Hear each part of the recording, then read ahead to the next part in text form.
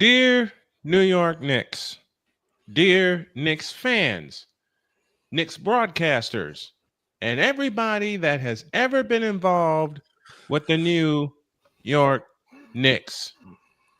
How do you fuck that up? How do you fuck that up? I have no idea. And we'll find out. Let's go.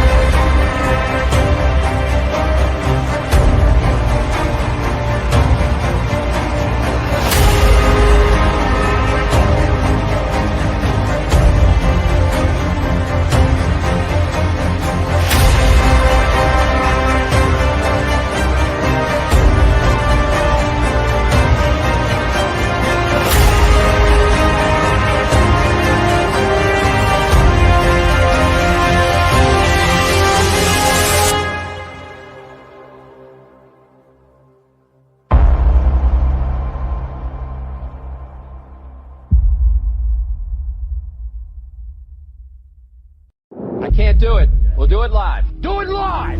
I'll write it and we'll do it live! Mister, will you please wake up, wake up, wake up, wake up, wake up?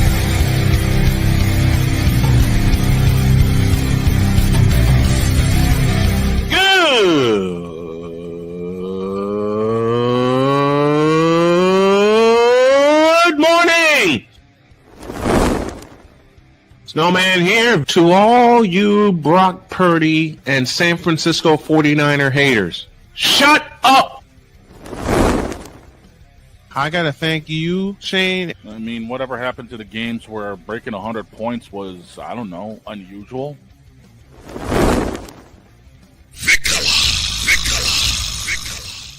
There was one word to sum up the All-Star weekend. Trays. Cause we take this job so serious. Splash Brothers, yes. Ray Allen, replace him with Steve Kerr. Reggie Miller, yeah.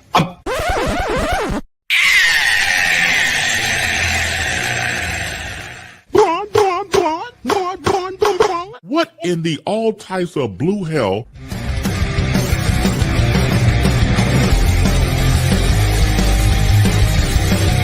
Oh yeah! Let's go, baby! What the fuck was that at MSG last night? We break it down in a minute, but first. Yeah, I know.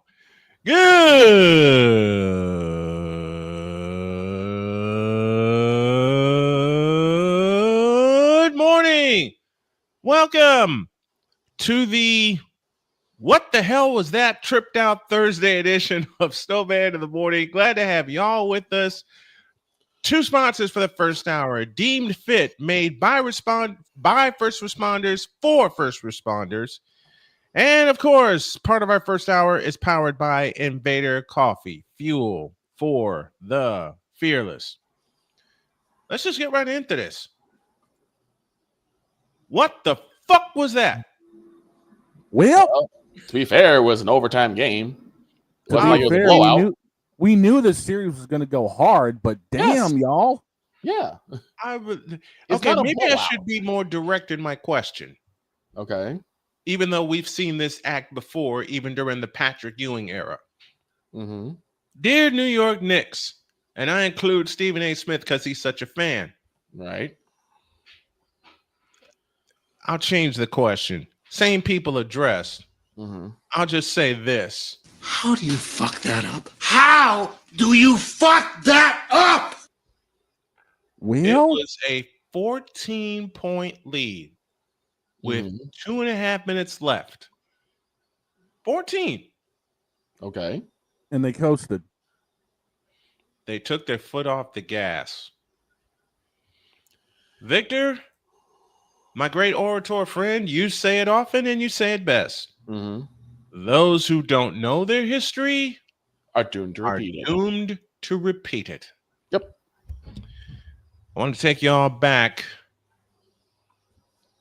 to 1995 Ooh. Mm-hmm. when the Knicks led game 1 by 6 with 18 seconds left. And then Reggie Miller showed up and showed off in 9 seconds. I remember the highlights of that. If you can find them, cue them up for me. Give me a sec. Then last night, Mm-hmm. you're up 14 with 2.5 minutes left. Right. 2.5 minutes. And you took your foot off the gas yet again. Yep. That's what it is. I'm glad I had my coffee this morning because I sure wouldn't have been able to make it through this segment without it, because after I saw what happened and my wife asked me what the Pacers do last night, I was prepared to say that they lost.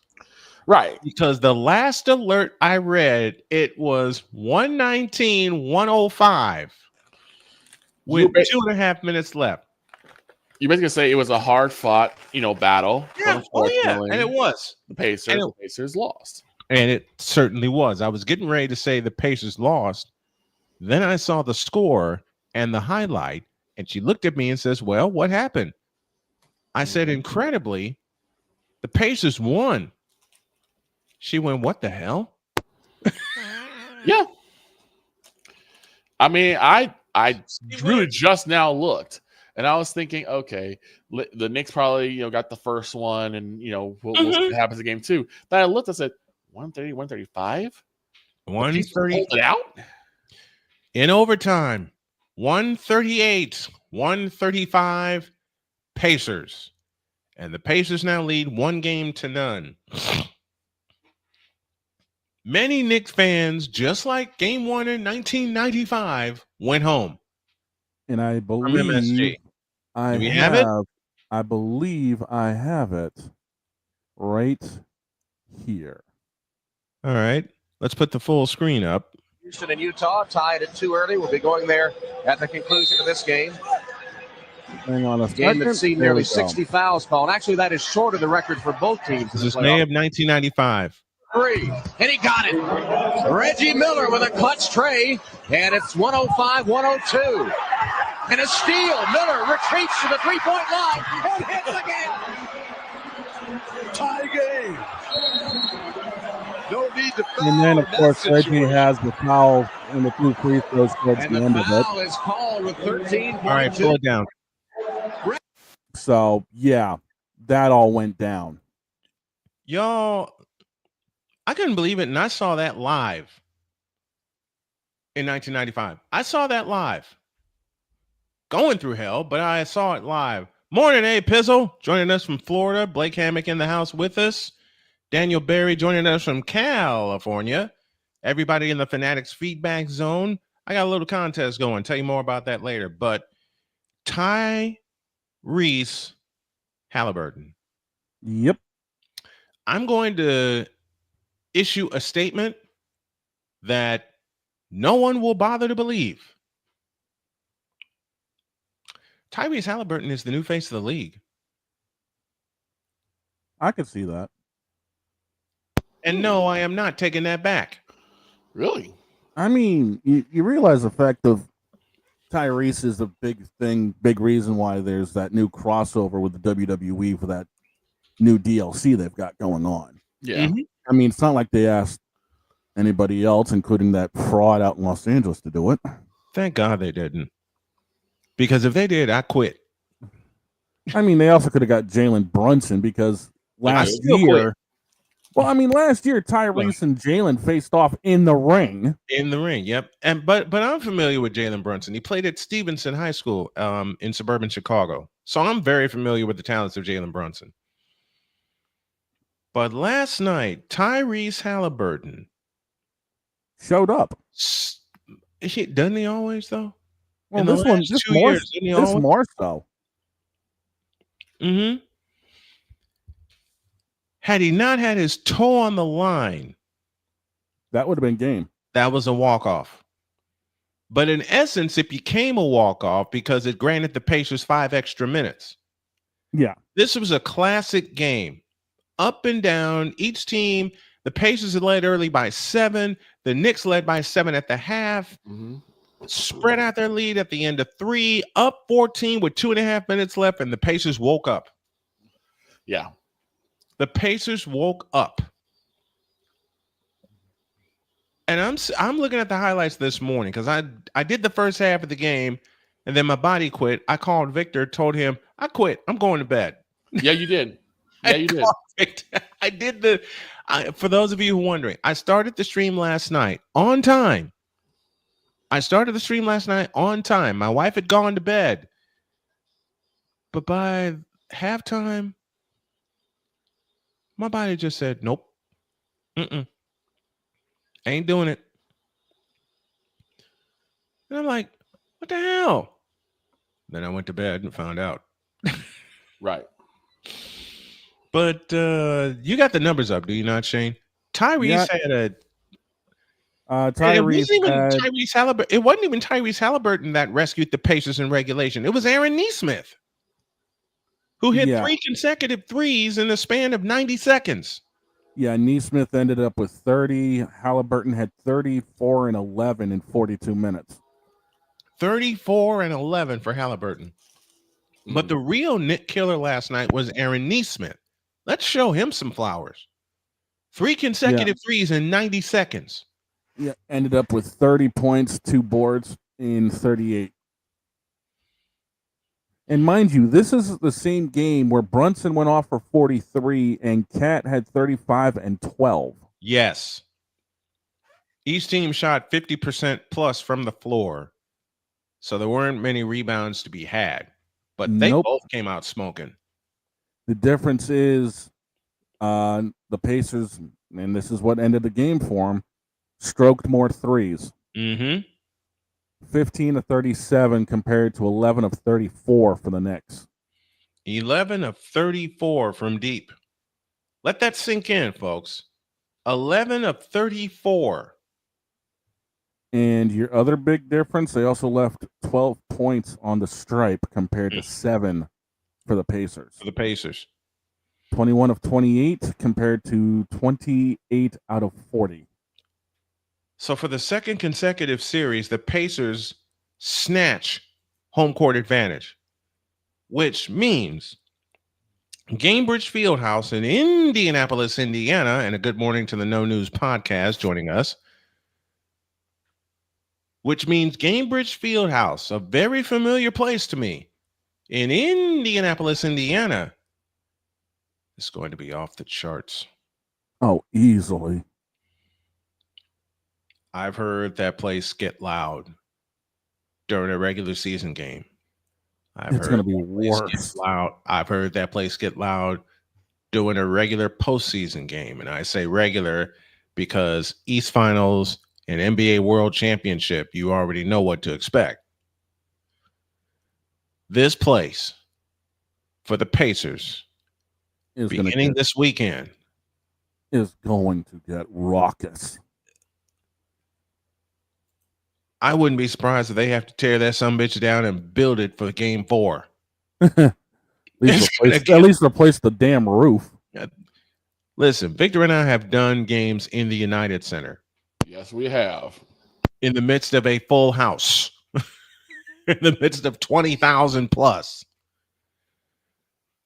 There are going to be 19,600 plus at Gainbridge Fieldhouse, and it's going to be insane.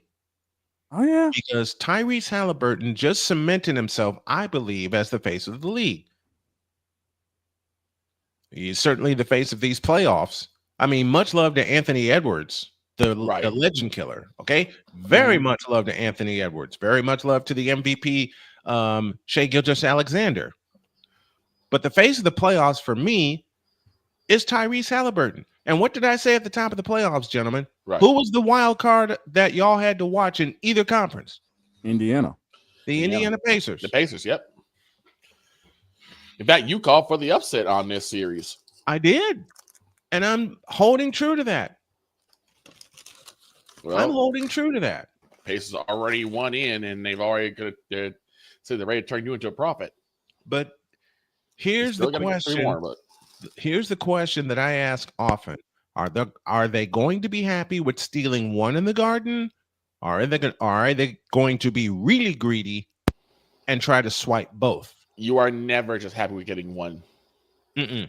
You're never happy with getting. You want to get two. You always want to steal the first two at the opponent's home because it takes away home court advantage. And here's the thing.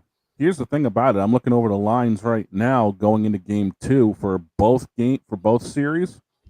Right now, the Knicks are actually favored by 5.5 Friday night, and tonight the Thunder are actually favored by 7.5. Neither of those are surprising. No. Neither of those are surprising because what it tells me is that they're expecting the Knicks to bounce back in game 2 because they choked game 1 away. And how about the celebration for Tyrese Halliburton? Even though it just merely tied the game, went and pointed. He gave the choke sign and pointed at Reggie Miller because we all know what Reggie did in 1994. Same thing he did to the Knicks then. Yep. I think Blake said it best. Spike Lee, shut up. Just quit pissing off the Pacers. But you know what? The first, and I mean this playfully, first major athlete that Spike Lee pissed off as a Knicks fan, Michael Jordan. Yeah, look how that ended. The Bulls ran roughshod over the Knicks, and Michael made sure Spike didn't forget it. And the second one, Reggie Miller. Yeah. I was watching that. I was watching the end of that series in 1994. Great sportsmanship between Reggie and Spike and Spike's wife sitting there at the Garden, and they shared a laugh while the game ended. And a great job by Patrick Ewing rescuing the Knicks in Game 7 of that series. Yeah. But I love rivalries, man. And the thing is, it has to be a natural rivalry. You can't force this. You can't. They tried to make Golden State and Cleveland a rivalry, and Golden State whipped their ass. Yep. That ain't a rivalry. They're trying to make the Packers and Bears a rivalry again. Yep. I don't need to complete that sentence. Those two don't need to be rivals. They need to disappear.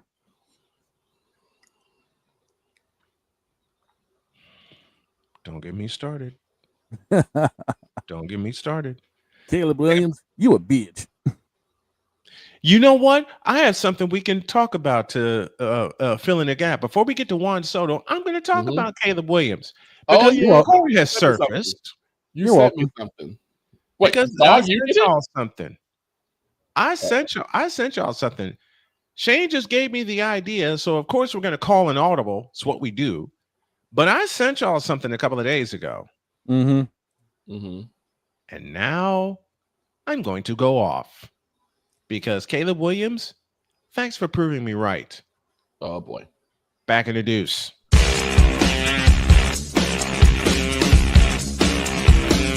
This is Snowman in the Morning. Are you ready to upgrade your coffee game? Prepare for an invasion of flavor with Invader Coffee. It's the caffeinated elixir that fuels champions, the blend that pushes boundaries. Whether you're battling deadlines or exploring uncharted territories, Invader Coffee has your back. Join the invasion at invadercoffee.com and taste the difference for yourself. Use the code SNOWMAN for 15% off your first order. Invader Coffee, veteran owned.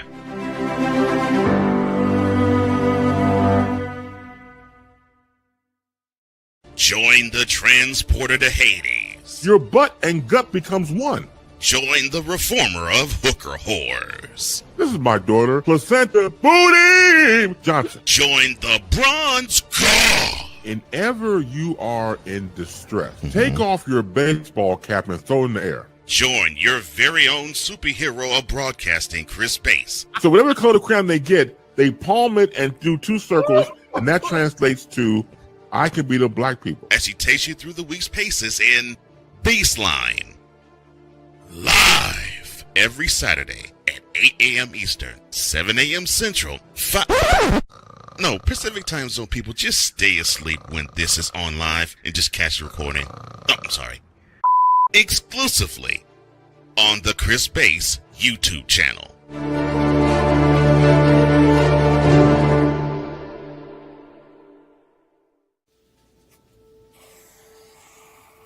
Dad? Just 1 minute, okay? Hey, Bobo, do trees tell each other stories? I'm sorry. I'm afraid I don't know that. Hey, why don't we go find out?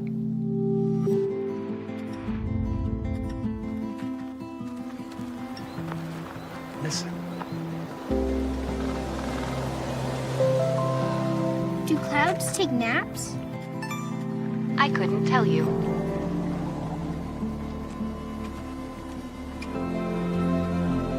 Can birds draw pictures? I don't have an answer for that. Dad, do stars visit their friends? Look!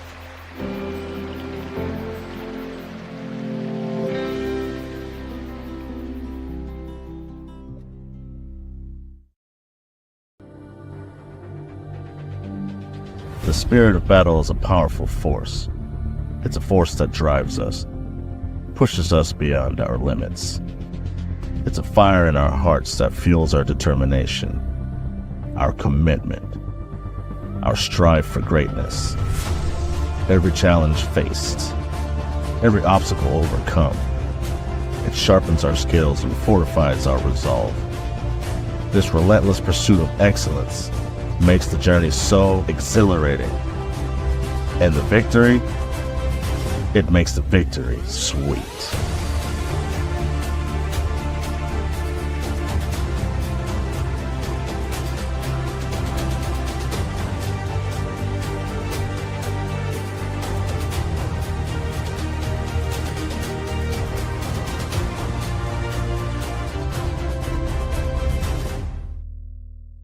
Hey everybody, Snowman here. Looking for the best way to experience live events? Well, SeatGeek has you covered. With just a few taps on your phone, you can find the best seats for concerts, sports, theater, and more. Don't miss out on unforgettable moments. Download the SeatGeek app today and get ready for an experience like no other. Each ticket is vetted for authenticity and ranked on a 1 to 10 scale. And right now, if you sign up and use the code Snowman, you will get $20 off of your first purchase. That's only through the power of SeatGeek, where fans can fan.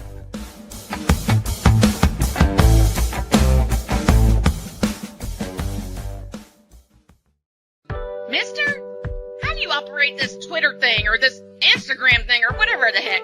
You're supposed to know all this stuff. Anyway, welcome back to the show. A present for y'all. 7 o'clock tonight, or 7:15 rather, our pregame will come on, and we'll have this. The revenge match between the Indiana Fever and the Atlanta Dream. And if you heard the game Tuesday and watched the game Tuesday, it's going to be a Donnybrook. Now, before you go off on Caleb Williams, yes, there's sir. some breaking news.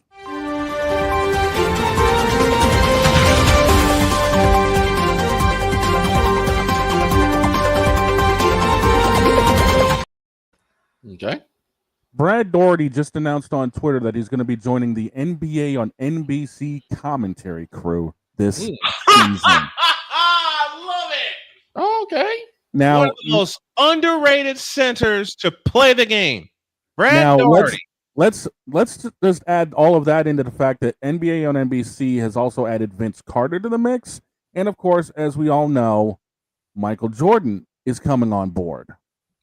Where is the button I am looking for? Legends are there. I've got I got two buttons here. Okay. Hey, LeBron. You're screwed. Yeah, you're totally screwed. And couple that with... You're fired! Yo, preacher. Spin that dance music. Oh, here you go.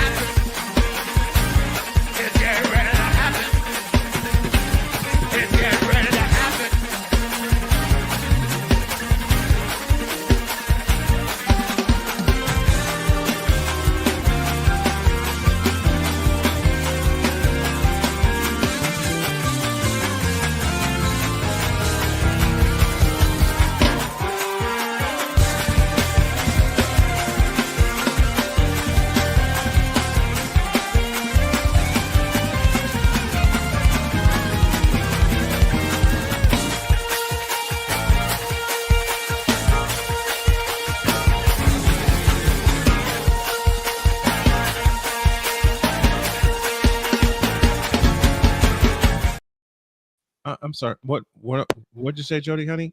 Do it again? Okay, I'll do it again.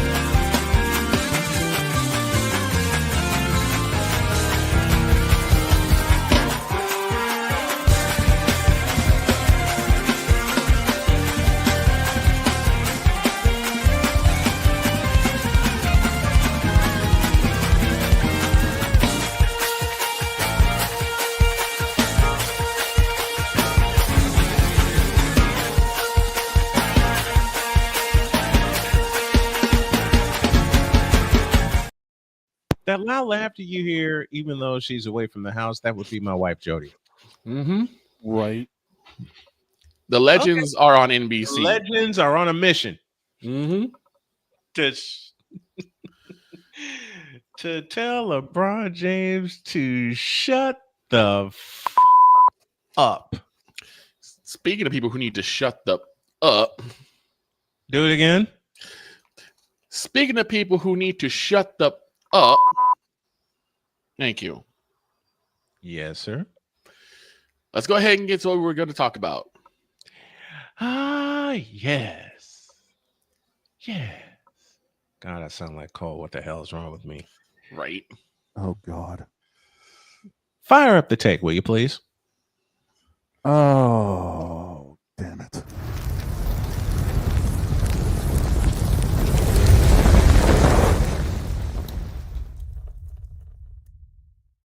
He say tank or take? Both. Oh, there's one. And here's the other.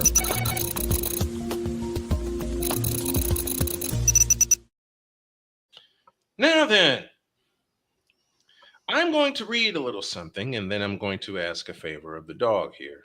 Uh-oh. Oh, God. What? Here we go. This ought to be good. Now, something caught my attention. And that something is a report that was brought out saying that Caleb Williams really didn't want to play for the Bears. Can't say I blame him. Nor can I. Now give me this goddamn camera. Okay. Caleb Williams, it didn't matter which team drafted you, took a chance on you, took a flyer on you. You suck. Do I want to see you improve? Yes, I do. Okay, prove me wrong. All right, prove me wrong. But from what I've seen from your days at Oklahoma and your days at USC, and in particular your rookie year with the Bears, you suck. Now, I will be diplomatic for about 30 seconds and say that part of it is because he didn't have a line in front of him, weapons around him, or a running game to lean on. I will also say that because of Matt Uberfools, you didn't have any of that stuff either. But now you have the supposed guru in Ben Johnson, who, well, I'll get to Ben Johnson later. If I were a Bear fan, I wouldn't trust Ben Johnson. I have a reason for my statement, but this is all about Caleb Williams. You made your bed, now lie in it. Get better. Play football. Get better. Get reps. Get better. Get everything. Get better. They're supposedly building around you, which I believe. Now that's some bullshit. Until I see different.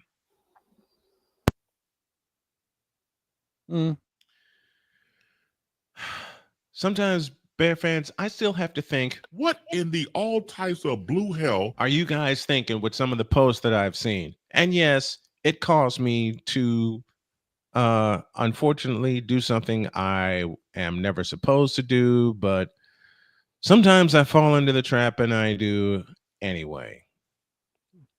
peruse social media? I'm not supposed to peruse social media. I'm You- not supposed to peruse that at all. But in this case, being Caleb Williams, I decided to peruse it, and I laughed. Yeah. It has its moments. It does have its moments, this being one of them. Caleb, you suck. Now get better, will you please? That's Snowman's take. What's yours?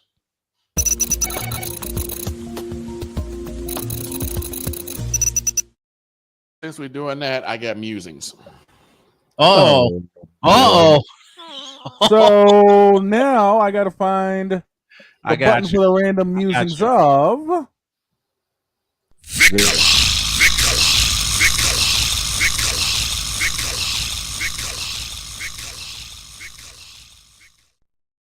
Now cook. Dear Please. Caleb Williams, shut up. Just shut up. Complete your sentence. Just shut the fuck up. You don't seem to realize that you right now are the face of the Chicago Bears. Mm-hmm. What do you think that does to the morale of the fan base as well as the team when that supposed face says, I don't want to be here anymore? Now, let's be fair. Okay. You don't have a line. You have a running game, but you don't use it. Mm-hmm. You basically are stuck in a situation, in a no-win situation. Mm-hmm. Because your number one target that the Bears mortgaged, risked, thrown in the fire, pissed on the ashes, and doubled down their entire freaking future For DJ Moore. When you get chicken crap, you got to make chicken salad out of it. Mm-hmm. Just how it is. What is this? Professional wrestling? Yes. It's just how it is. But for you to even eat that out, that you don't want to play for the Bears, you didn't want to play for the Bears, what do you think that does to your teammates? Piss them off. What do you think that does to the fan base? Pisses them off. And what is that going to do for your brand? Teacher, may I answer that, please? Go ahead. Not a damn thing. All you had to do, Caleb, was just shut up. Say, you know what? Last year wasn't the best. We're going to make it. We're going to do better this year. We're going to put our all into it. This and here, we got a new coach, new scheme, new culture. Yes. Sometimes the quarterback has to instill the new culture. Troy Aikman, Joe Montana, Patrick Mahomes, Jim Kelly.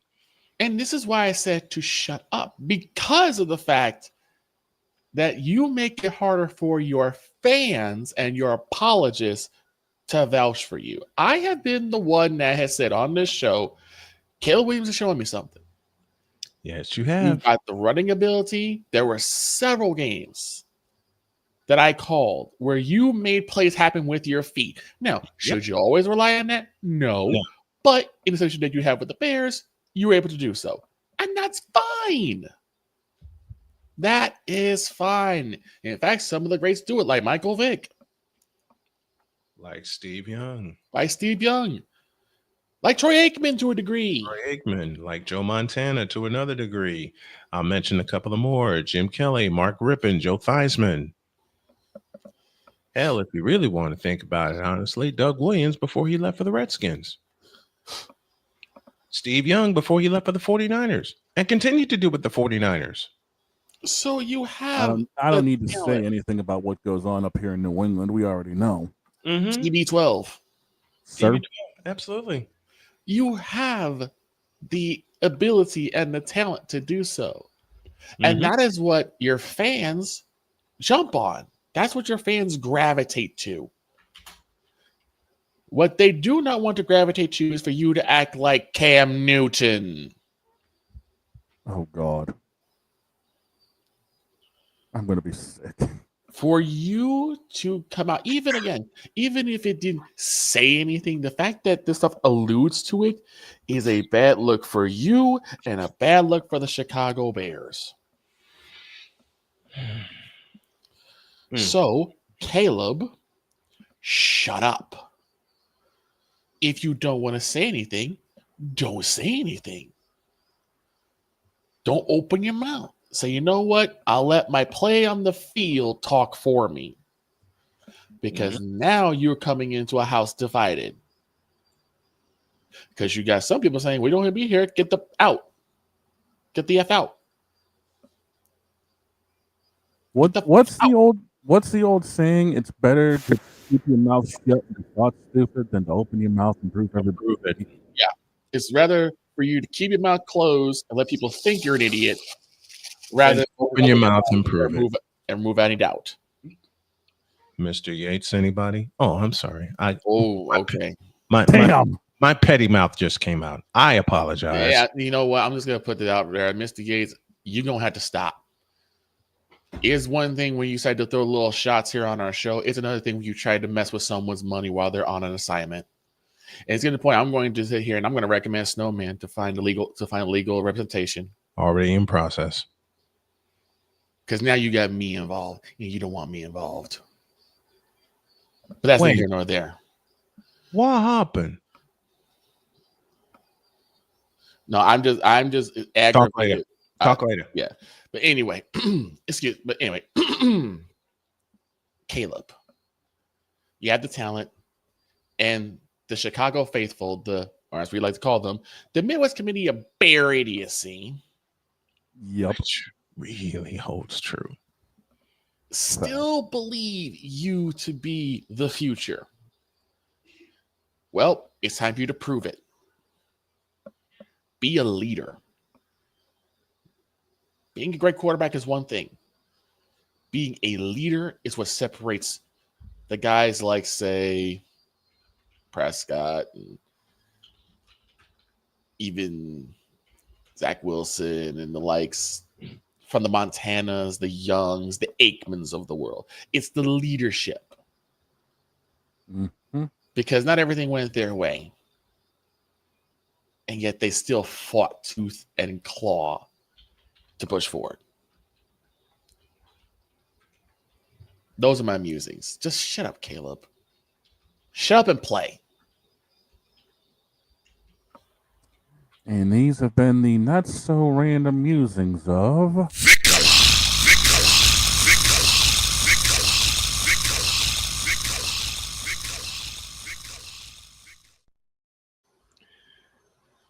All right. Need a break. When we come back, Juan Soto, you a bitch. Back in a minute. What did Soto do?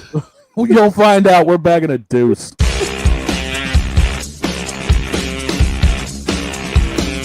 This is Snowman in the Morning.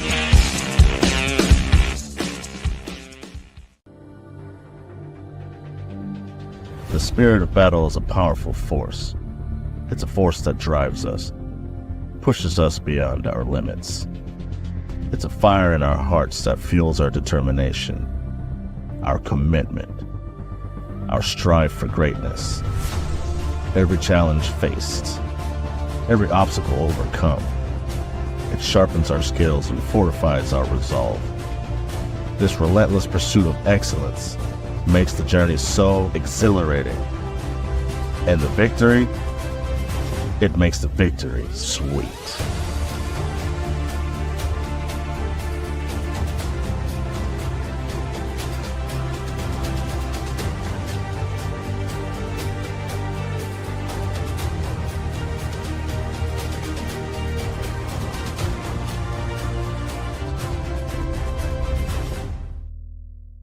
Join the transporter to Hades. Your butt and gut becomes one. Join the reformer of hooker whores. This is my daughter, Placenta Booty Johnson. Join the bronze god Whenever you are in distress, take off your baseball cap and throw it in the air. Join your very own superhero of broadcasting, Chris Bass. So whatever color crayon they get, they palm it and do 2 circles, and that translates to, I can beat up black people. As he takes you through the week's paces in Baseline. Live every Saturday at 8 a.m. Eastern, 7 a.m. Central, Pacific Time Zone people, just stay asleep when this is on live and just catch the recording. Oh, I'm sorry. Exclusively on the Chris Bass YouTube channel.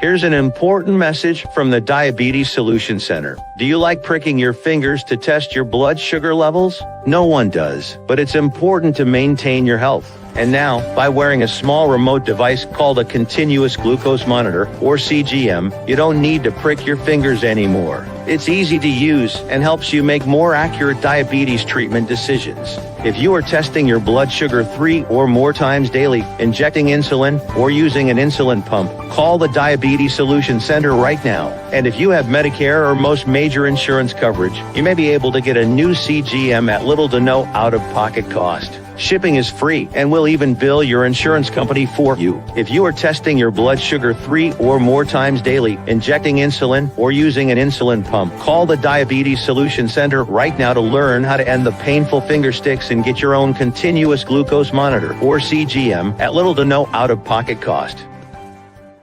Weather, driving can become downright dangerous. What's your emergency, please? Trust Battle Vision Storm, the revolutionary glare reduction glasses that turn your sight bright during bad weather at night or during the day. Watch your ordinary vision become extraordinary. Battle Vision Storm uses light optimizing lenses that block blue rays so you see clearly in heavy rain at night or blinding snow during the day. Heavy rain, snow, sleet, or fog can make it impossible to drive. Not with Battle Vision Storm. Get your Battle Vision Storm for only $19.99. But wait, due to rising costs and supply chain shortages, this may be your last chance to get your very own at this low price. There is a strict limit of 4 Battle Vision Storm per order while supplies last. Don't wait, order now. Call 1-800-483-6319 or visit battlevisionstorm.com. So call 1-800-483-6319 now. Mister, how do you operate this Twitter thing or this Instagram thing or whatever the heck? You're supposed to know all this stuff. Anyway, welcome back to the show. So we went into the break and Vic, you asked, what the hell did Juan Soto do? Yes. Soto, sit your ass down. You about to get cooked.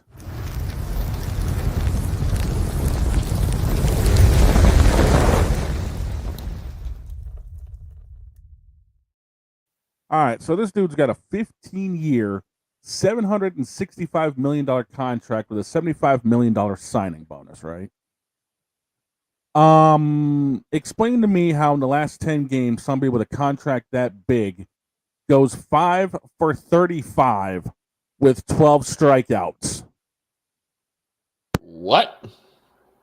The last 10 games he's played, 5 for 35 with 12 strikeouts. He's currently stroking 243, 8 home runs, 37 strikeouts, 39 walks. So is he playing pintail on a donkey or something? The last one that blindfolded. The last 3 games he's had against Boston, he's gone 2 for 10. Last night he went 0 for 3, 3 strikeouts, 1 walk, and a sac fly. Granted, the Mets ended up winning the game, but in the last 10 games he's played, his average has gone from 259 down to 243. Ouch. Soto, what the fuck are you doing, dude? You get this not hitting, obviously. His fielding has been there. But the biggest thing the Mets acquired him for was his bat, and look what he's doing. Yes. Not using it. No. That's the biggest problem is he's not using his stick. He looked uncomfortable last night in the box against Crochet in Boston. It's horrible. I'm cooking Juan Soto right now, by the way. Catch me up, please. I'm cooking Juan Soto right now. Good. Keep cooking. Because he's gone 5 for 35 in his last 10 games, and his average is down to 243. He struck out 3 times last night against Boston.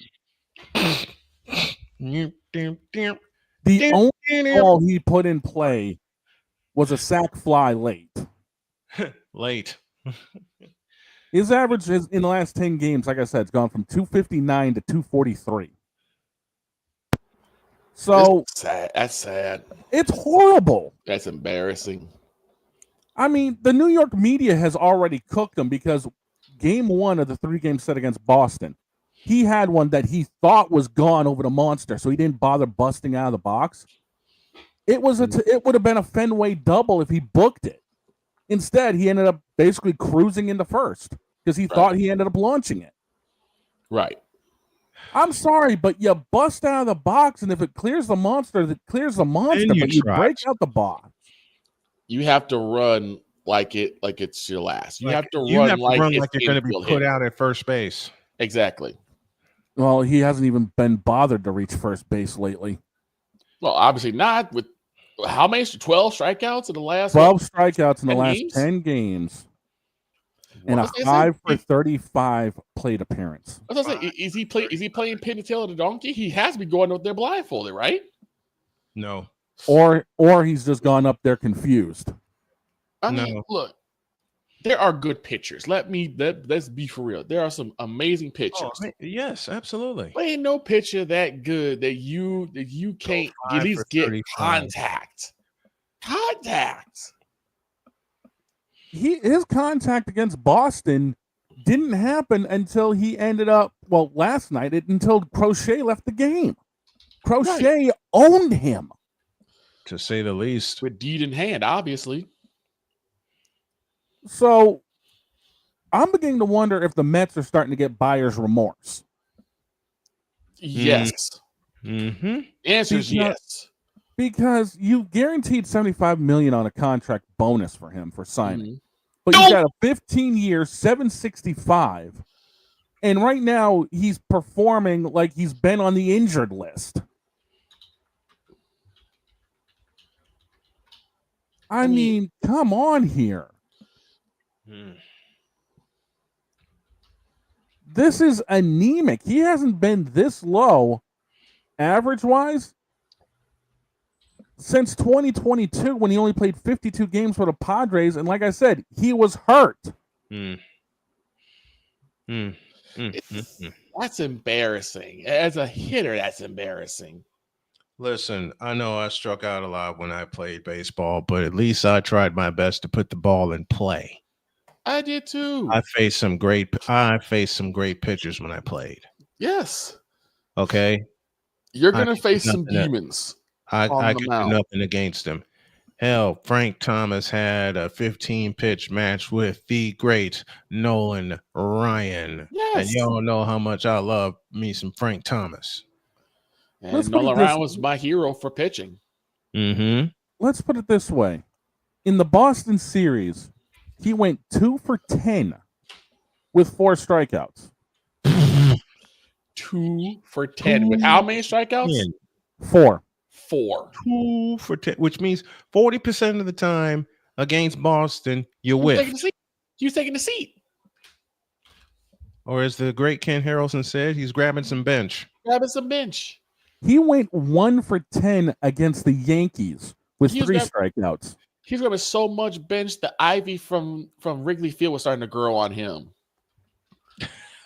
He's got an ass print from the pine he's been sitting on. Yes. It's like, come on, man. Like, I don't know. For me, it's like, yes, you're going to have those matchups from hell between batter and pitcher. It's gonna happen. Mm-hmm. Yeah. But for him, it's happening way too frequently.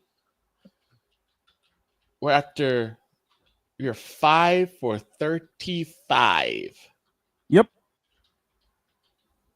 That's a seventh of your times that you've been up to bat, you've reached base. 1/7. And nearly a third of the time you're not reaching base, you're striking out. Yes. That's horrendous. And he should have a warning in his cubby. Fire remorse. Shape up or ship out, because we can't have this. And yet again, this was the biggest move that the Mets have made in a long time. Mm-hmm. And look what's going on. And now it's a mess. And look at the teams that were actually interested in Juan prior to the Mets signing him. Mm-hmm. Yeah, one of those teams, unfortunately, was the Chicago White Sox. Was the White Sox? Yes, I remember that. Boston was interested in him. Let's be real here too. Now the White Sox and the Red Sox are now breathing a sigh of relief. The Red Sox were interested in him. The Giants were interested in him. The Yankees White wanted Sox to bring were him back. interested in him. The Yankees, the Cardinals. I could name you at least 2 more teams that were interested in him. And now both sides every are one of bringing a those sigh of other relief. teams, except the New York Mets, are happy. Yeah. Right now, the New York media is roasting Juan alive And for his deservedly play. so. And I deservedly mean, so.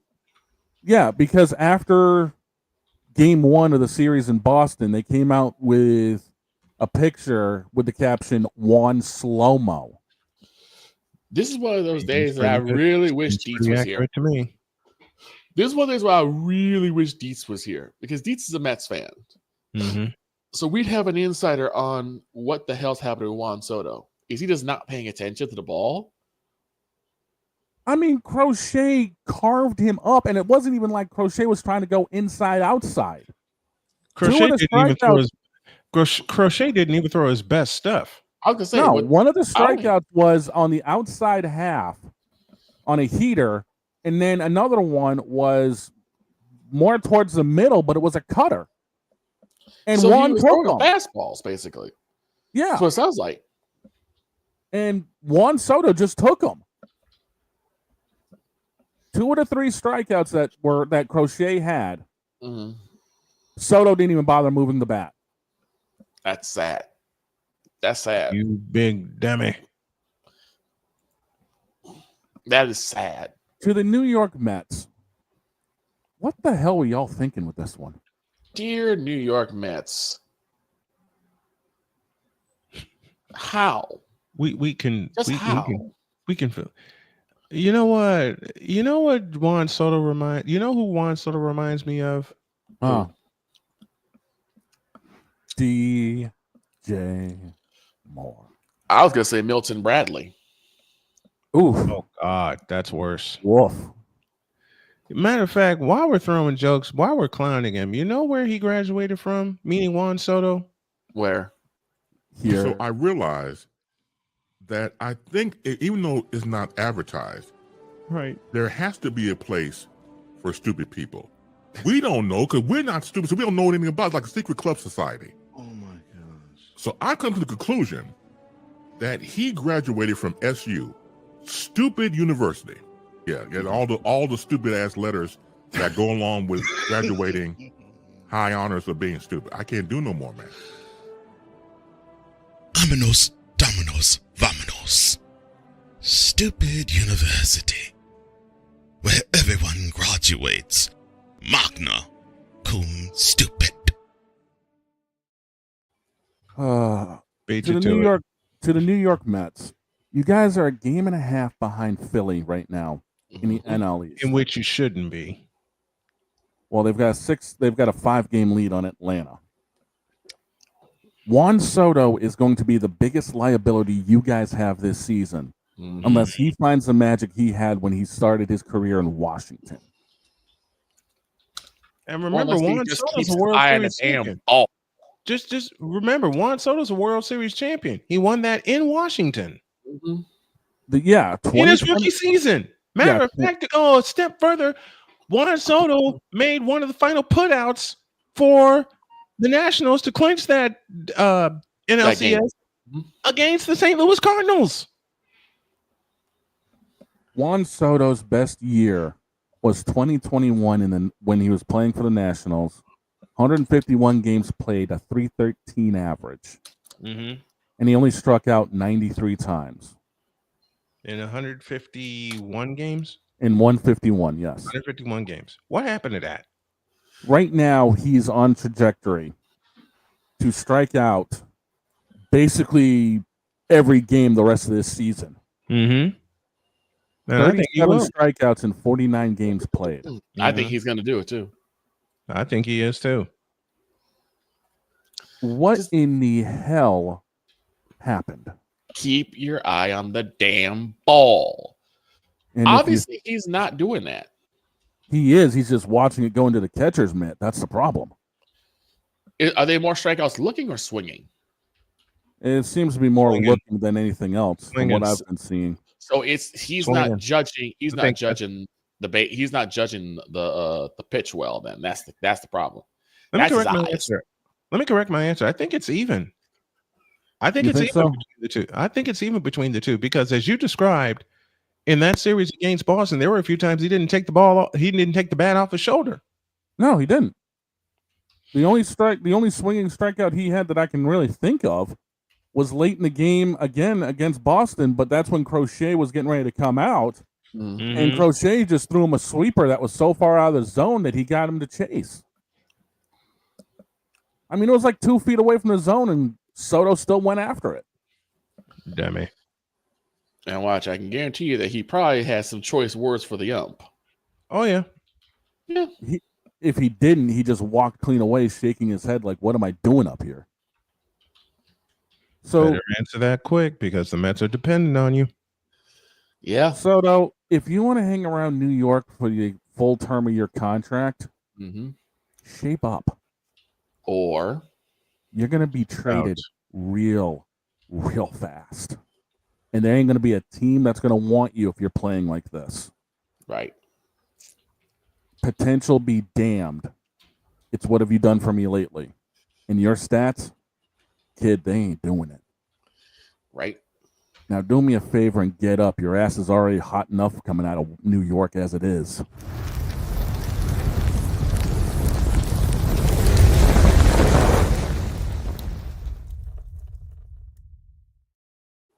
There's a takeover on the way. When y'all get back, it's halftime on Snowman in the Morning. We're back in the deuce. This ought to be good.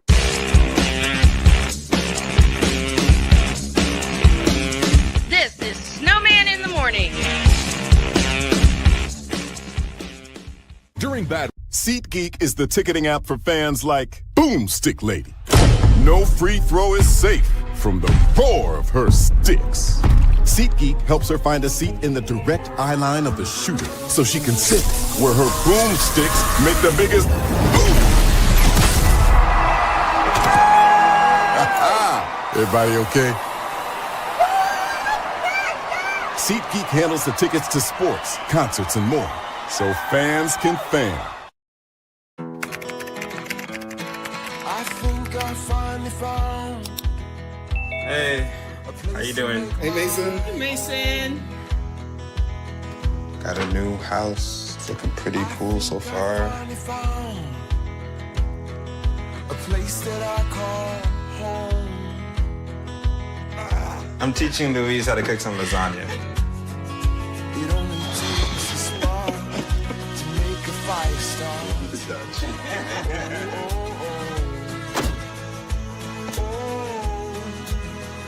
Thank you. Study, please.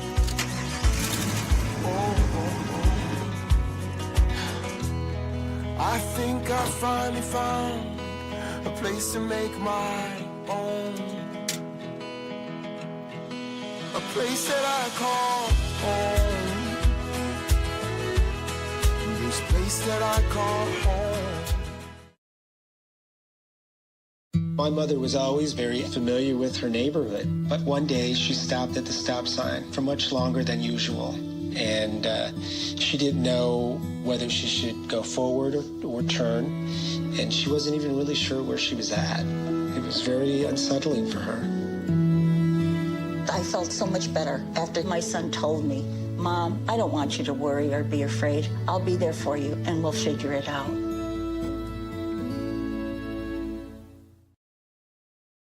This planet has been great to me. It's given me gifts that I can't even explain. It's given me adventures and memories I'll never forget. And Battleborn, I think, has given me the opportunity to go beyond and give something back. How can I be a better custodian to this planet and the place I live? That's where I am with Battleborn. Let's make the planet a better place. Join Ryan McCarthy. I became a Jets fan because Kermit the Frog was my favorite Muppet because he was green, and the Jets wore green. That's how I became a Jets fan.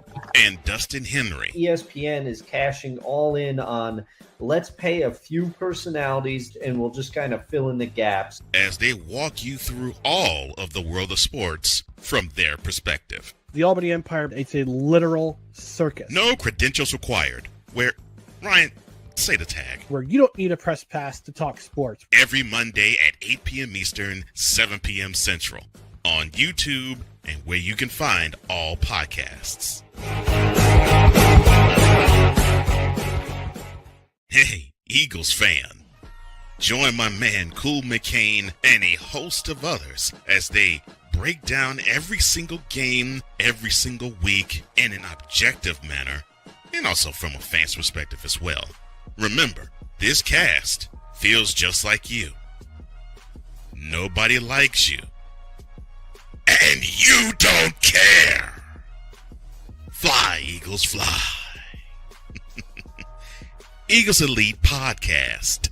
Every Wednesday at 8:30 p.m. Eastern on YouTube and other podcast outlets.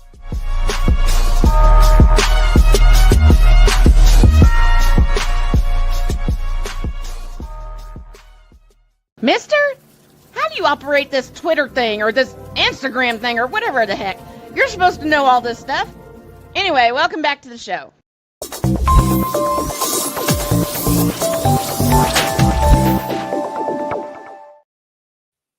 Second hour Snowman in the Morning is brought to you in part by SeatGeek. Use the code Snowman for $20 off of your first purchase. That's only through the power of SeatGeek, where fans can fan.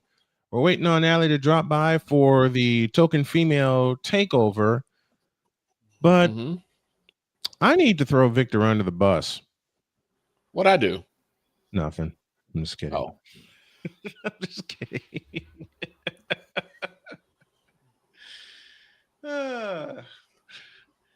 I am, howsoever, going to throw a few members of the Moronic Republic under the bus. Okay. I have no problem with that. Good. Give me the take. All right. Boy, this ought to be good. The Moronic Republic, huh? Mm-hmm. Well, get them.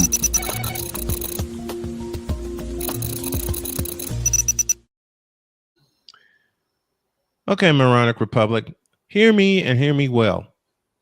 Y'all are stupid, y'all some bitches, and you suck. Because every freaking year, thank you, Steve Dangle, for that soundbite,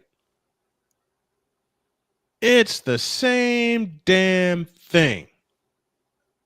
You're depending on this guy to bring you somewhere you haven't been since 1995. And save CD Lamb, you have receivers. Where is he? That acts like this guy. Ooh, that's bad. Every single bleeping doggone year. And This has been yet another Beating a Dead Horse presentation. You sick of it. We got an hour left. and somebody else Every year. That's Snowman's take. What is yours? Calm down, brother.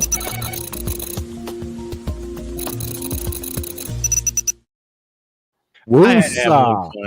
Woosa. I'm good. Damn. I did that for one reason. We're waiting for this lady.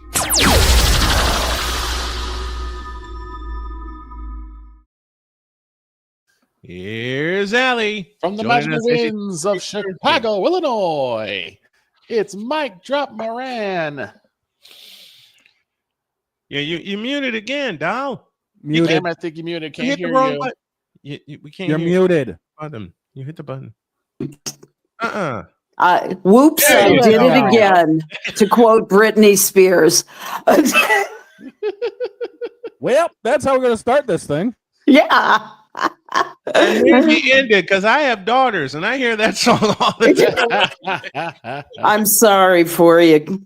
Don't be. I laugh at them all. I laugh at them all the time. The first week of the WNBA is in the books. Atlanta scored a big victory. Indiana scored a big victory. Chicago still has problems, and the New York Liberty are the champs for a reason. They sure are. By the way, happy 1-year anniversary to me. Hey. A year ago, she revived the Token Female on this here program. So Thanks to you. Thanks to you, brother. Thanks to you. And thank you to all of the LinkedIn people who sent me thank yous and sent me congratulations on 1 year. Some of them I hadn't heard from since my last broadcasting job. So that was very nice to hear all of them. And I'm grateful. I'm grateful for the opportunity to talk about women's sports. I'm grateful for the time that you have given me to talk about it and the expanded time. And this is a time that we all should be talking about women's sports. Absolutely. And the day that I can get a 70-year-old interested in it, that's a day that I know that it's going to be in the lexicon, in the universe, in the cloud that is sports. So we're still working on that one, believe it or not. But we'll get there. We'll get there. And we will get there. It's been an absolute joy to have you on for the past year. Many, many more years to come in doing this. And that's one of the reasons I asked you aboard to do it, is to bring it back to life and to bring more attention to women's sports, which is very, very necessary right now. Yes. Well, it's at peak performance. I mean, it's only going to get better from here. That's my opinion. I'm sticking to it.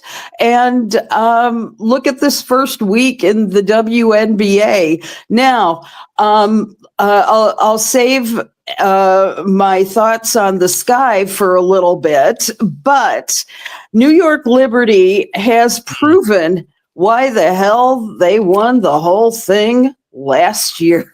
And it was not a fluke. Folks, if you look at the first game against Las Vegas, they took the game and ran away and hid by the end of the second quarter. This was too easy. It really was. I mean, they took the Aces and made them look like, grade school. I'm serious. I could not believe it. I saw Becky Hammond's face on the sidelines and she was just going, I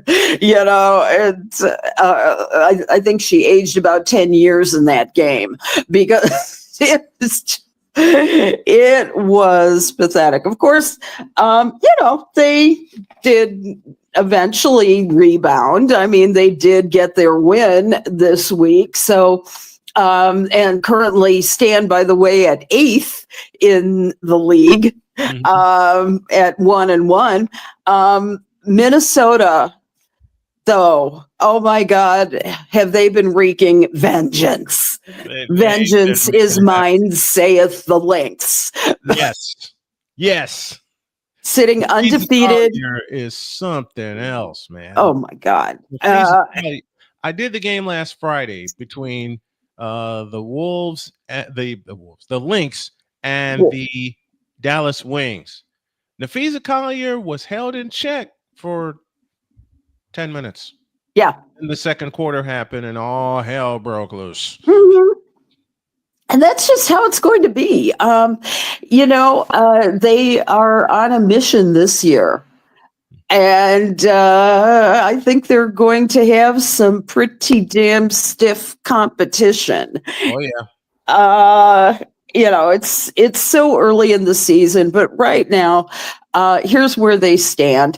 As we said, Minnesota undefeated at 3-0. You've got Phoenix, the Mercury, experiencing a minor renaissance at 2-0. You've got the Liberty only having played one game at 1-0, but still in third place. You've got the Washington Mystics at 2-1. That for them is certainly a renaissance. You've got Atlanta with Brittany Griner really making that team competitive at 1-1. You've got the Atlanta at 1-1. Then at number 6, gosh, I've got to turn my page. Indiana. Indiana. Those two teams on Tuesday night provided a finish for the ages.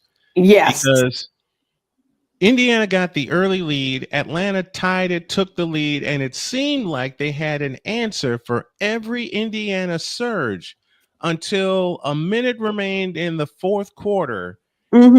Boston finally gives Indiana the lead, only to have Atlanta drop 2 free throws, which was the biggest difference in the game. And Allie, you and I talk about it all the time, missed free throws. Yes. Indiana missed 8 free throws. 4 of them came in that fourth quarter on Tuesday. I was watching that game. I could not believe it. This was until last week a 76% free throw shooter. Now we're down by about 59%, I think. I mean, it was unreal. And she knew it too. She really did. She was, the look on her face just said, I am screwing this game into the ground.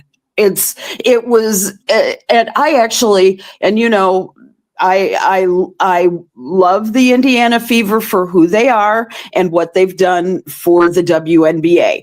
I love Caitlin Clark. However, I was just going, oh my God, I kind of felt like as much vitriol as I have poured out when they played the Sky, just because I'm a homie and I can't help myself.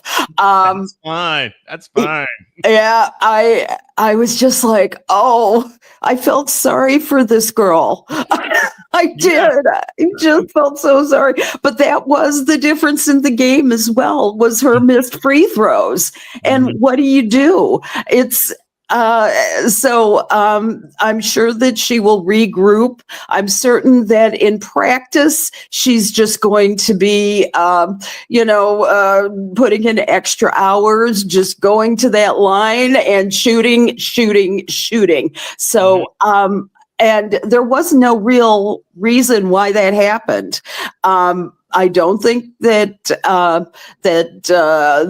she issued an apology or anything like that. I think, but I think her facial expressions said it all. How much she knew about it. But let's put it this way: I don't think that the Fever are going to have any trouble getting into the top 3 as the season goes along. Yeah, I don't see any trouble for them either. But let's look at Atlanta for a moment. What a game from Brianna Jones and Brittany Griner, both posting great games on Tuesday night. That kept Atlanta safely in front until the last frantic minute. How good are those two going to be together this season? Oh, it's going to be a renaissance for the Dream. The thing is that they have single-handedly gotten the franchise into, at least in this very early going, contention mode. I think Brittany Griner looks just 10 times happier than when she was with the Phoenix Mercury in the last year. I saw her looking happy. I saw her looking relaxed. I saw her making her shots. And that wasn't the case last year.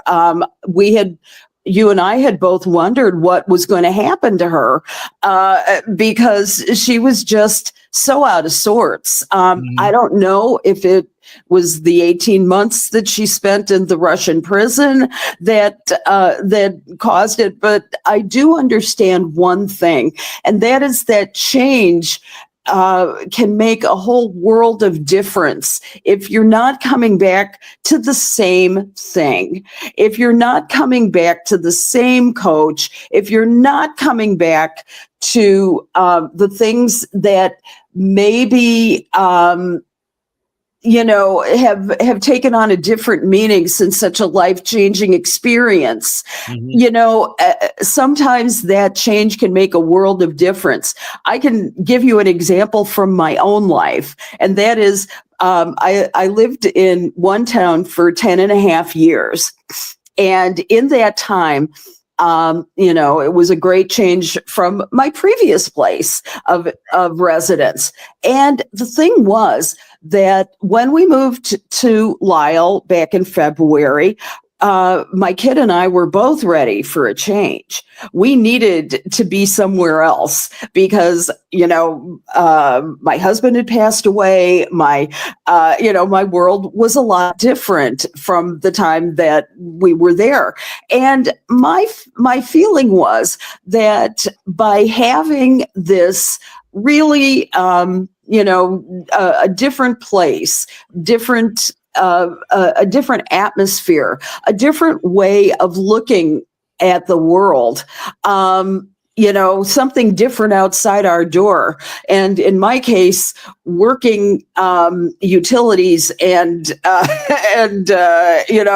water systems, all of which were necessary for me to change my attitude. And honest to God, I know what a change that was in my life. And I can only imagine what that change was for Brittany Griner. And I do believe that was the difference in her play this year. Now let's see what happens. She also has a new baby, so there's a lot of joy.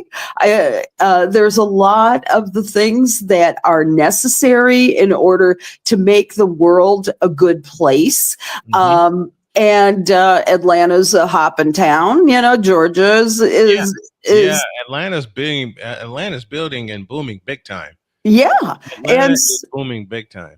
I would not be surprised if this is just a renaissance for Brittany Griner, and for that as a result. I mean, she has so much leadership in her, and she can be like that general on the floor. I'm passing it to you. I'm passing it to you. I got it. I got the rebound. I'm going to pass it. I can't even. I mean, her voice is so low. It's amazing. But so I'm happy for Brittany Griner. I may even root for the Dream every now and again. Who knows? But she definitely has had a renaissance, and thereby the team will have the renaissance as well. I got to share this. The first time Allie and I met, her husband was with her.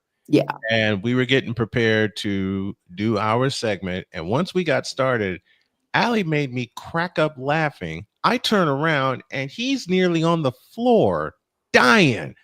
It's like when Allie saw Jody messing with me that one afternoon before Jody went off to work late, and I knew I had a great friendship. Oh yeah. We were both just dying that time. And I love it. That's why I love having you on. I absolutely adore having you on. Oh, you are so sweet. And thank you for mentioning Ted. I appreciate that too. He was a godsend to me, because it was just so good seeing the two of you together and seeing the two of you just crack each other up, just doing silly stuff. We were full partners in our pursuit of bringing women's sports to the table, and he was 100% there with me at all times. So I'm grateful for him. So grateful to have that kind of partnership Now I have that with Jody, and she's pushing me every day more and more to bring women's sports to light. Speaking of women's sports to light, women's sports in Chicago returns to the air. 670 The Score has their first WNBA game, and it's tonight. That's right. We got first in Chicago. This 670 The Score is has completely ignored the world of women's sports. Absolutely, it made them positively sick to cover them. They had no damn interest anywhere for the past 28 years. And they are, and tonight, the Renaissance has taken place, and they are going to be presenting their first Chicago Sky broadcast against the New York Liberty. Now, the pregame coverage starts at 6:45 p.m. That's before the 7 p.m. tip-off. And you'll have Leela Rahimi, Kylan Mills, and Alyssa Bergamini on the broadcast. So 3 women, I got to hear this. I can't wait to tune into this, and I'll have time to tune in it before I hit the air tonight. But to have that, I mean, folks, got to tell you, both Allie and I were begging the Score to put the games on. I even told him, look, I'll voice the games. You just need to put them on. You just need to put them on the air. And Allie can vouch for me. I talked to the Score for 4 years while I was covering the Sky at home. Yes. 4 years. Some representatives of the Score were at the games at the old Rosemont Horizon. And I would just try to drop a nugget in the air saying, look, I know a friend. We can team up and bring the Sky to the airwaves. Never got a call back from him because I was Frozen Alley and I do the games. Yeah. It was crazy. Yeah. They just never, they're like, no. That's just not where we are. Well, let me give you some statistics from last week's game. Last week's Chicago Sky Indiana Fever game. They peaked with 3.1 million viewers. Yep. Little over something like 2.5 million people stayed for the whole game. Yeah, I know I did. Yeah. Thank you. Same here. And as painful as it was to watch for the Chicago Sky viewing audience, it was amazing. And I mean, if you look at that game, I mean, it was so much Indiana Fever. It was so much Caitlin Clark versus Angel Reese. Yes. And we got to talk about the what was going on with that flagrant foul. Go ahead. What were you saying, dear? I was saying the play heard around the world. The play heard around the world, which was a common foul. Yeah. It was flagrant. It was flagrant, Brian. It looked very deliberate to me. And I know that, and if you thought that was a common foul, no, it was not. Reese was on the ground. Who was it who restrained Angel Reese? I forget now. I believe it was the coaching staff. No, it was a player. It was a player. It was. I'm trying to remember who it was. Yeah, that restrained, but she was restrained. And Aaliyah Boston. Boston. It was Aaliyah Boston. That's what I thought the flagrant foul was going to go against because of what she did afterwards. That's where I thought that's who I thought, I beg your pardon, the flagrant foul was going to go against. Yeah. Yeah, and no, that did not happen. Well, for the uninitiated, what happened was in the third quarter, Reese grabbed an offensive rebound, and Clark committed a hard foul to prevent her from taking a shot. Now, following the foul, Reese made her way towards Clark, who was walking towards her team bench, but then Aaliyah Boston stepped in the way. And in what appeared to be a peacekeeping move. And, you could see, Boston had her arms around and Reese was like, Reese was trying to get loose. yeah. And so after the video review, Clark was assessed with a flagrant one for the contact to Reese, and Reese and Boston were each handed a technical foul. And now, Boston didn't know that she received a technical until the post-game press conference, interestingly enough. And so what you've got, though, is now they are looking into an investigation, the WNBA is, for alleged hateful fan comments that were made during this game. This wouldn't be unprecedented. Let's put it that way. That the Gainbridge Fieldhouse was packed to the rafters. Indiana natives being what they can 17,274 in that madhouse on Saturday. Yes, all of whom were diehard, Red Until You're Dead, Fever fans. Yeah. And so I'm certain that numerous epithets were, which were, by the way, blanked out on YouTube. I mean, there were like full minutes that, where you couldn't hear anything. Yeah. And now ESPN is catching up to the times, and they actually have a live dump button on the air. Someone showed me the equipment that they've been testing for 4 years, I think, and then and now it's live, and now it's live. It's like, wow. And that's inexcusable for it is very much so. Shower that in the game. I was gonna say this: the fact that they had that game in the field house, I think, really added to the ambiance of it, because it made it feel like a much bigger game. It didn't feel like, oh, this is like just a little bit higher than a college game, but lower than a pro game. This felt like a professional game. Yes, between the two WNBA teams. The thing is that the foul could either have been common or flagrant, but the thing also is, like, it seems like, again, lots of media moguls are trying to drum up this almost beef between Angel Reese and Caitlin Clark, and they're pushing it away from being just a strictly basketball rivalry. Strictly basketball. That goes back to what I mentioned a while ago.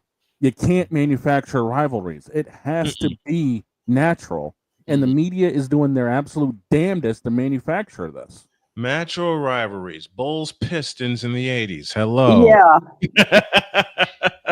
Very much so. They're trying to manufacture a personal rivalry. Let me copy Shane's point. But Angel Reese has actually added fuel to the fire. Basically, Angel Reese posted a TikTok on TikTok Sports on Tuesday, accusing Caitlin Clark of being a, quote, white girl running away from the fade. Really? She did what? That was a story on The Spun. And I can I borrow the words of Al Michaels? She did what? Yep. And 20-second timeout. Give me a 20-second timeout. one more time. Repeat that quote for me again. Girl, no problem. Girl running away from the fade. It was white girl running away from the fade. And that didn't need to be said. Nothing about race needs to be said. Absolutely. Does anybody remember the cartoon Ren and Stimpy? Yeah. Yes. Stimpy, you idiot. I believe the exchange goes like this. And yes, I'm bringing out my cartoon voices. You stupid idiot. You filthy worm. You don't, Angel, by God, you don't need to say things like that. You don't. Yeah. That's only going to spark the media more so. Yep. Well, you know how important winning is to Angel. Absolutely. We do. Angel said, Angel has said that, this season is about winning, and a 93-58 loss to the Fever was not the way she wanted to start her season. And, they, frankly, the Fever have a better team. You know what? And I'll bring a point that Victor said on Monday. Take it. That foul and the impending double tech that can't cancel each other out, it should have sparked Chicago. Instead, it pissed off the Fever and they ran away with a 35-point win. Mm-hmm. It was vengeance. It was the reverse effect of that. Now, and the fact of the matter is, there's taking a loss on the chin, and then there's this, and we talked about this. What was it yesterday? Mm-hmm. Angel Reese needs a social media manager. Yes, and I said this. I think every rookie should have someone who is like a PR or social media savvy person, so that they don't get pulled in and roped into these media hyperbole. Because as I saw on first day, I know what Stephen A was trying to do. He was trying to lean in the fact of whether or not Caitlin Clark and Angel Reese have any love or like for one another. Mm-hmm. Trying to drum up, they got beef. They don't like each other. They have this beef. It's like, you don't need to do that. Yep. And, the thing is that if you would ask them point blank, they would say, I got no beef with them. I got no beef. They would not do that. They're both building these incredible brands. And so, although Angel is building her brand on, being this incredible looking, how do I want to say, powerhouse. And she is going to be the ballsy, aggressive female who is going to, eat everybody alive in her path. Now, and that leads up to something we were talking about also yesterday with Angel being the villain. It's hard to be the villain when your stats don't back it up. Well, there's her stats certainly can use improvement outside of rebounding, but she is aware of that and she wants to improve. That's why she likes Tyler Marsh. The thing was, though, that she and Camila Cardozo do carry the Sky. Mm-hmm. And they, and God willing, I mean, why didn't they re-sign Kennedy Carter? Why? A new coach called for that too. You had called for that too. Oh, many of the winter. You called for that so many times here on this show. I said, sign the bitch. Mic drop. Which gave us the idea to give you the name Mic Drop Moran when you said that. Exactly. And the thing is that I don't know exactly what happened to the Sky against the against the Fever last week, but for some reason, I think that just the Fever had a much better game plan. And so that's a question to Tyler Marsh is what the hell were you thinking? It's, you're talking about Caitlin Clark. It's going to be, he said, this is not reflective. This is what Tyler Marsh said in the post-game press conference. This is not indicative of the way the Chicago Sky is going to play the rest of the year. I am not holding my breath tonight against the New York Liberty. Let's put it that way. I am going to say that I will give Tyler Marsh every benefit of the doubt. But right now, the Liberty are a plus 11 for tonight for all you FanDuel people. It's just, I don't see who's going to step up and try and guard Sabrina Ionescu. I'm so glad you said that, Ellie, because I asked that question during the game against the Fever. Yep. Who besides Carmela Cardoso and Angel Reese, who else stepped up in that game? They were hoping for they threw every taller person at Caitlin Clark that they could. Rebecca Allen, Rachel Branham, Elizabeth Williams. Sloot even took her for a couple of possessions. And on the possessions where Rebecca Allen guarded Caitlin just took a step back and threw up a 30-footer, and you know the rest. Exactly. Here's what. There needs to be a general on the floor. Now, we thought that was going to be Courtney Vandersloot again. Yes. Sluty did a fabulous job of directing that floor. Right now, I think you've got a competition going among maybe somebody like a Kia Nurse who might want to do that. It's possible that Camilla's trying to improve her stats on last year. There could be any number of chemistry issues still on this team. And I don't think it's been enough time. They don't have when the core is built on two sophomores in the league, you're going to have issues unless you're Caitlin Clark. But I think that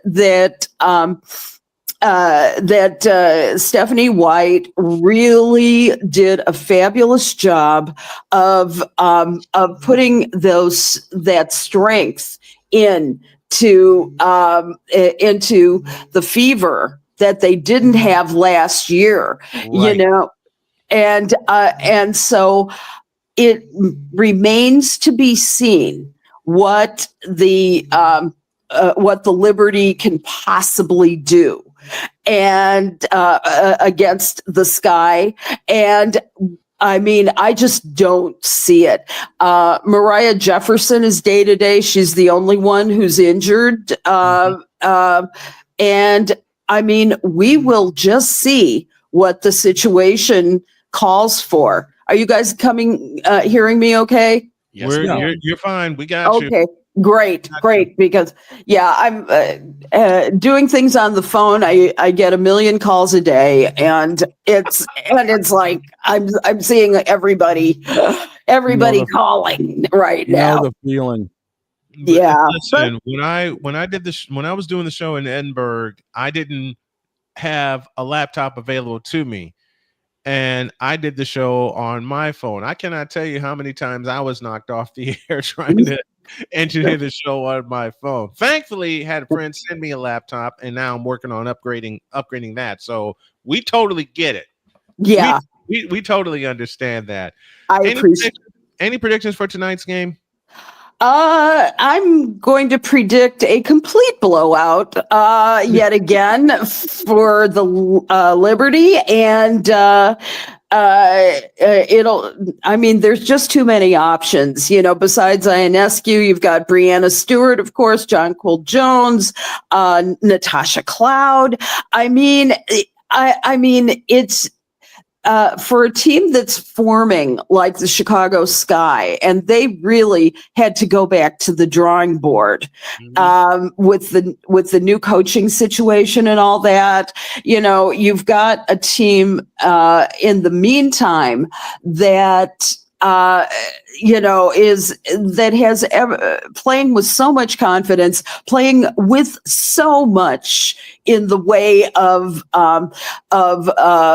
confident loaded weapons. That's how I'm going to call the New York Liberty. They have been showing every day why they were the champs last year.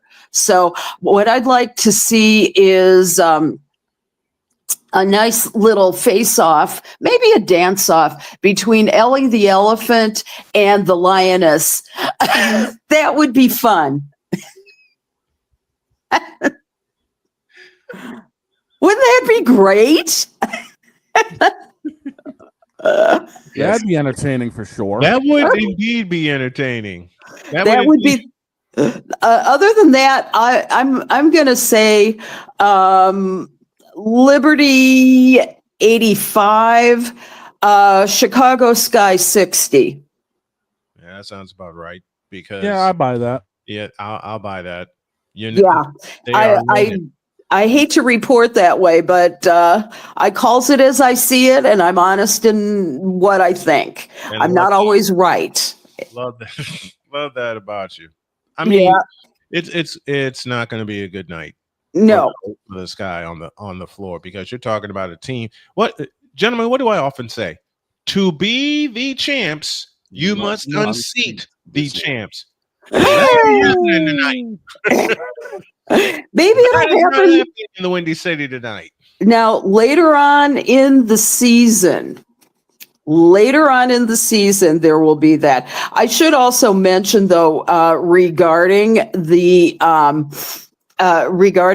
investigation that the WNBA is doing into these hate comments. Every organization did say, and I'll quote the WNBA here. The WNBA strongly condemns racism, hate, and discrimination in all forms. They have no place in our league or in society. We are aware of the allegations and are looking into the matter. I mean, I don't know what they're going to do, though. I don't. Because unfortunately, it would be placed under that idea of they can, it's their First Amendment, right to say whatever they wish, but there has to be some sort of consequences for it if it's in the context of being in a public venue, like at a basketball game. Yeah. And of the 17,000 there, how many loud voices were actually spewing the hate? Exactly. And the crowd changes from game to game. I mean, you have your season ticket holders, yes. But at the same time, we're talking about the fans that don't have season tickets. They change from game to game. So how are you going to point out who did which what? fans said what? I mean, season ticket holders make up 20-25% of the crowd. So you got 75% you got to think about. That's like, okay, so who exactly did what now? Yeah, and that's halfway up the lower bowl to the upper bowl crowd. Mm-hmm. Okay. Right. I've been in Gainbridge Fieldhouse. That joint gets loud fast. And nasty, same thing happens with Pacers games, right? And so, but the thing is that what are they going to do? Are they going to empower the ushers or security to get them out? I mean, I've had a war waiting. That's a war waiting to happen. Yeah, and I mean, even there, I mean, everybody enjoys their adult beverage at a game, those. Ain't nothing wrong with knocking down a couple of brewskis. You just got to do it responsibly. Yeah, you hope, but I mean, Fortunately for me, the last time I was in the United Center enjoying a brewski, there was a Stanley Cup game happening, and I was in a press area, and I was in a press box. So You were drinking on the job? I actually wasn't on the job technically. Oh, I had a friend invite me to get me out of a situation, and they equipped me with a pass, and they said, "Go have fun." So I went and had fun, and it kept me out of trouble because I was in some more I was in some more trouble. Mm-hmm. Talk about that later. De'Erica Hamby's up. You have a De'Erica Hamby case update, do you not? I sure do. Well, if you'll recall, De'Erica Hamby was pregnant a few years back now. I think the kid may be 3 at this point, but she had brought a lawsuit against the Las Vegas Aces and Becky Hammon for not treating her per protocol while she was pregnant. And last week, a federal judge dismissed the lawsuit against the WNBA, but said her litigation against the Las Vegas Aces over alleged mistreatment because of her pregnancy could continue. That now we talked about this earlier. She filed the lawsuit in August that alleged that the Aces discriminated and retaliated against her, and the league and club filed motions to dismiss the lawsuit in September. This was of 2024. What U.S. District Judge Andrew Gordon wrote in his ruling was that Hamby failed to prove her allegations against the WNBA, and they failed to properly investigate her claims against the Aces, didn't renew her league marketing contract, and interestingly enough, he dismissed those claims with prejudice. Oof. Oh boy. Yeah. And so Las Vegas Aces have lived up to the bad boy Las Vegas name, because not only did they have this lawsuit going on,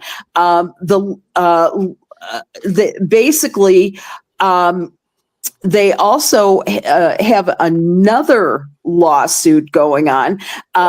They're under investigation by the WNBA regarding a 2-year sponsorship deal offered by the Las Vegas Convention and Visitors Authority, in which each player receives $25,000 a month and up to $100,000 per season. And that is also being dismissed. It's unfair practice, essentially, because not everybody has a convention bureau that will do that, right? And so the Las Vegas Convention Bureau, of course, has oodles of money that to be able to do that. I mean, they are kind of helping fund the Formula One race that's down there every year. Yeah, they are. Yeah. And so, hey, they want people to come to Vegas. That's the whole point of this. And so that's being handled according to Kathy Engelbert, who is the commissioner of the WNBA. She said that it is it's a time-consuming process, she said, and it's being handled by an outside law firm. Right now, they're getting a lot of document requests, so it takes time, and there's nothing to report. So, we'll see what happens with that. But the good news is that Hamby at least has a new team, the LA Sparks, and hopefully they are treating her well. The thing is that she could file a civil suit against them. She could do any kind of action she wants against the Aces, but not against the WNBA. that's kind of where it stands now. Goodness knows what she will do. She cannot and will not talk about it. And with good reason. You don't want to talk, you don't want to be judged in the court of public opinion. And you never know what's going to happen in cases like this. So I get her silence about it. And so we will see. And there's one interesting thing that's happening too on the links, and that's, where do you suppose Kayla McBride is? Where in the world is she? Good question. She's out for personal reasons. Mm-hmm. She had a great 2024 season. Mm-hmm. Personal reasons is interesting. What they're doing right now is very respectful patience. Cheryl Reeve isn't pressing for her to come back. It's not like they need her. Right. I dare say. So she can take all the time she wants. But it seems that team is so deep. But you know, in some ways it's good. If it's for mental health reasons, more power to her. You know, it could very well be. I mean, she was in the Unrivaled League as well. That's not to say that everybody wasn't in the Unrivaled League and needed rest, but right now, Kayla McBride is not making any statements about it. She's just quietly taking her rest. Or dealing with whatever it is personally. We had kind of the same situation with the NWSL's Mallory Swanson, and later we found out she was pregnant. She's pregnant. Yeah, and so fine and dandy. Good for them. We don't know. We have no idea what's going to happen. And so the main thing in this case is just to wish her well. And, you know, I don't need to wish the Minnesota Lynx well. They're doing fine. But we'll see. We'll see. Maybe she'll make a return. Maybe she won't. Maybe she'll talk about it. Maybe she won't. I do believe in a zone of privacy when players are undergoing something. You know, I didn't talk about my husband's illness when he was ill. You know, every now and again, I would say something to the effect of, you know, we're having another honeymoon in the hospital, you know. And he'd be, my husband takes me to the most fun places. Which I actually, I'm not original on that. A friend of mine did the same thing with her fiance, because he was undergoing some health issues, and she'd be like, "Oh, my fiance takes me to the greatest places," and I'm like, "I'm stealing that from you, kid."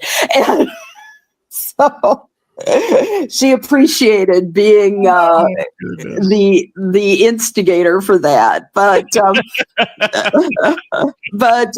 you know, as we got back out into the public, we had to say something about Ted's illness, and you know, why he wasn't accompanying me to games, or why I couldn't go to games, because he had a really tough battle with congestive heart failure, and God knows he did everything he could to you know, stick around, and we had 10.5 glorious years together. So it was really something that was very special in my life. But we did do that zone of privacy. And I encourage that for everybody going through something. Ted, we miss you. I know Yeah. Alan misses you. We miss you. For those of us that got a chance to know him, we got to get out of here. But before we go, don't forget tonight, 7:15, got the Fever and the Dream from Atlanta. Yours truly will have the call. 7:15 will be our pregame show time. Allie, my dear, always a pleasure to have you. It's so much fun.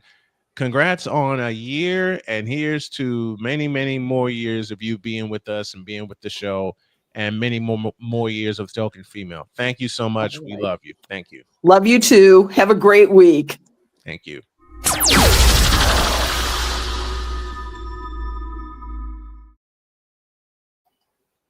We didn't get him today, but coming up tomorrow. Passionate. Come after me. I'm a man. I'm 40. Unflinching. Let's go back to losing. Parking was easier. Unrelenting. They're not going to keep him off the field tonight. Totally. This one has a chance. Deeds.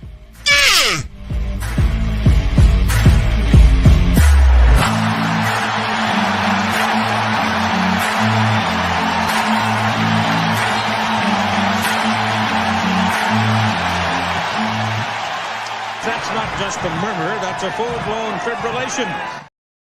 Oh, that's going to show on a daily basis. We got to go. Have a great day. God bless. Remember to make your next move your best move. And always remember, if your dreams don't scare you, they are simply not big enough. Dream big, do bigger. We are, and we hope y'all are too. I'm going to get a nap, and I'll see y'all at 7:15. So long, everybody.